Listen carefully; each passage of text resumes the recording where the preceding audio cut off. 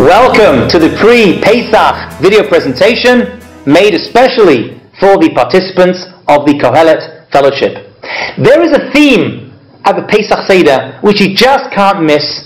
It seems to be at every Pesach table, and that is children. We want our children to be involved. We want them to be engaged in the whole Pesach Seder. Question is, what's up with that? Why do we want our children to be such a major part? We don't keep our children up on Sukkot, saying don't leave the Sukkah, stay right to the end.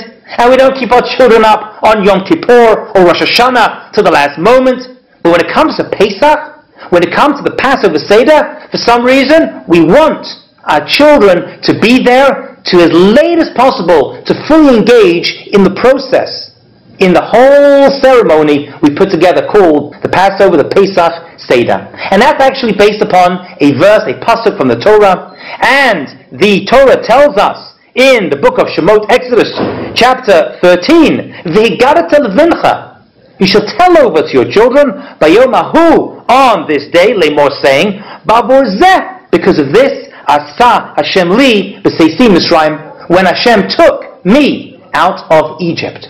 Very unusual. The Torah itself tells us to talk and to explain what happened to our people when they left Mitzrayim and talk directly to our children.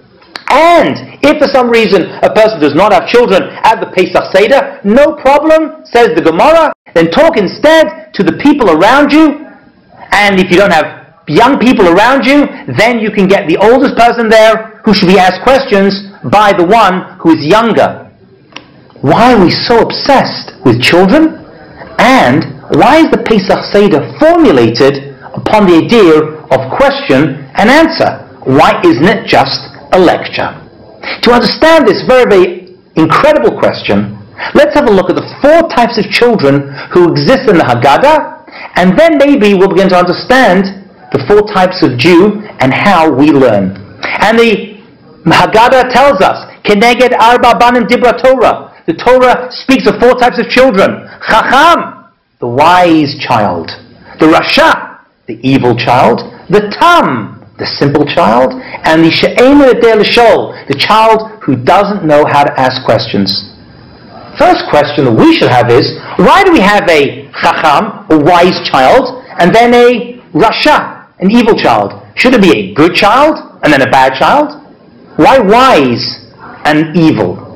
And the answer is encoded in the word for a wise child, which we obviously want our children to be. The word chacham comes from the word chachma, which is wisdom. And that word is an incredible word because it's actually made of 2 words. And those words are koach ma, the power of what? The power of asking questions. So for us, what makes a child wise? Not a child who knows everything by heart and can read off information and rattle off memorized facts. For us, wisdom is based upon questioning. And when a child is engaged in questioning, that child is considered to have great wisdom. But the way we ask questions is also important, because the Rasha, the evil child, also asks questions. But that child, however, asks in a very, very cynical, almost angry fashion. And his words give it away. Rasha, mahu omer. What does the evil child say? Mahavod hazot lachem. What is this work, this service you're doing? He excludes, and she excludes herself from the Pesach Seder, from the Haggadah. Now when I was a child, and there were especially those little pictures in the Haggadah, the picture of the Chacham was a smart kid who was well dressed, with a book under his arm, and the Rasha was some lazy person slouching down or very haughty, walking along the street. And then you have the Tam, the simple kid, and then you have the end of the show, the poor child who doesn't know how to ask questions, just sitting there expressionless. So I always thought the Rasha was the worst of the 4. But actually, maybe these 4 types of children, or 4 types of people, are in descending order. So the best, of course, is the Chacham who asks questions because they want to know the answer. And maybe not so good is the cynical, angry child who is also answered. But maybe their anger comes from a source, something that happened to them, and maybe we want to still engage them to bring them back, to help them ask questions in a polite and respectful way. But maybe there's something worse than the rasha, and that's the tam. Now the tam, the simple child, has a question, and that question is, matzot. What's this? What's this matzah thing? And what are these 4 cups? And what's with the maror, the bitter herbs? What's going on? We feel sorry for the child, but we answer them and we explain to them at their way, at their level, so they understand. We were slaves in Egypt, and then Hashem took us out, and this matzah represents the freedom. And these wines represent the geulos, the redemptions that the Jewish people went through, all 4 of them, from start, right through to finish, to Mount Sinai, where we received the Torah. So everything is explained. But maybe the worst, if you will, of all the 4, is that poor child who doesn't even know how to ask questions. But don't worry, even that child is at the Pesach Seder, and that child is still there and present, so we encourage them to ask, and we try to give them answers. Sadly, however, there is no 5th son. There are those people who aren't even aware that they shouldn't even be asking questions. They're not even present at the table. Maybe it's our job as Jews who are engaged and passionate about Judaism to go out and bring them to the Pesach table to engage in this process. Where does this whole idea come from?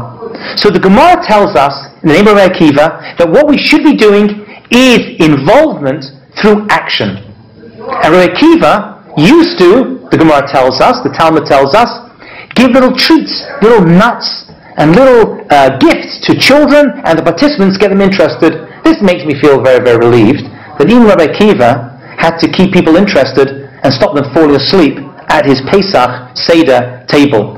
But if Rabbi Akiva had a problem, then we definitely going to have that problem. And so we learn that we should be doing things to keep them interested. I don't know if walnuts and peanuts would work with our children in 2013. However, there are more updated gifts and presents that we can give our children. And Rabbi Eliezer in the Gemara, the same part of Talmud, tells us the same thing. He says that we do an unusual thing. Something we just don't usually do in Judaism. We teach our children how to steal. Now, to be very clear, stealing is not a good thing for any Jewish person or any person at all. When it comes to Pesach Seder, keep them interested and alive and passionate. We take and we grab, and they grab the afikomen, and we negotiate and we discuss and we do things unusual. We mix it up the way it's not normally done. All of that is done to engage our children, to make them ask. We want them to ask questions because that's the way to learn. There was a great Jewish author. We don't actually know who he was, but we know when he lived, and we know why he wrote his book. He was referred to as the Sefer Chinuch. That was the name of his book, the Book of Education. And in this book, he explains why he wrote it. And he says that he had a young child, who I believe was about to become bar mitzvah, who kept asking his father, his Abba, questions. Abba, why do we eat matzah on Pesach? Why do we drink 4 cups of wine? Why do we give tzedakah charity? Why do we fast Yom Kippur? And his father said, enough of the questions. I'm going to write you a book for your bar mitzvah with every reason for every one of the 613 mitzvot, 613 commandments. And this book was written for his son, but it has become a classic in Jewish life. Hidden away in this book, while he's describing the Pesach Seder and all the mitzvot, he says an amazing thing which applies very, very much to the Pesach Seder, but also to the rest of Judaism. And he says over there, Adam nifal kafi pulatav, which means, loosely, that a person is influenced by their actions. What you do is what you become. Now, in psychology, it's kind of the other way around in most cases. You should have positive thoughts, and you should think good, and then you become good. In Judaism, he says, we look at things the exact opposite. Actually, popular modern psychology now is moving into this positive psychology, it's called, is moving into this realm. And what is that? That if you do good, and you do good actions, even if you're not such a nice person, eventually you will become a good person. Because actions are the way we live, and actions are what we do, and if your actions are good, you will become good. And Pesach is no exception. We want our children to be connected to the events of the Exodus. We want them to learn and be passionate that we left Egypt and we became an a nation. And we are just the generations that came after that, keeping those early moments alive in Jewish history. And so we eat the matzah and we drink the wine, and we look at the shank bone, and we smell the delicious chicken soup that is wafting through to our Pesach table and the wonderful foods we're going to eat. And so all of our senses are engaged in this process. And actually all mitzvot focus on this idea of doing. Only 6 mitzvot are involved with just thinking. All the rest of them involve action. And that's Pesach for us. We want to be active, and we want to enjoy, and we want to get rid of the chametz. The chametz represents that dough, that leaven that just kind of sits there growing and growing. But matzah is thin, and it's made quickly, in 18 minutes. So matzah represents who we are as a people, not bagels. Bagels for the rest of the year. And yes, we eat bagels because we're a holy people. But matzah is who we are. We are the matzah people. And so we engage our children, and we make them taste the matzah and drink the grape juice. And we make them ask questions. And when all those things come together, we are a continuation of our forefathers and foremothers. And when we engage them in questions, like the boys in yeshiva and the girls in seminary, who when they learn through question and answer and excitement, we continue as a people.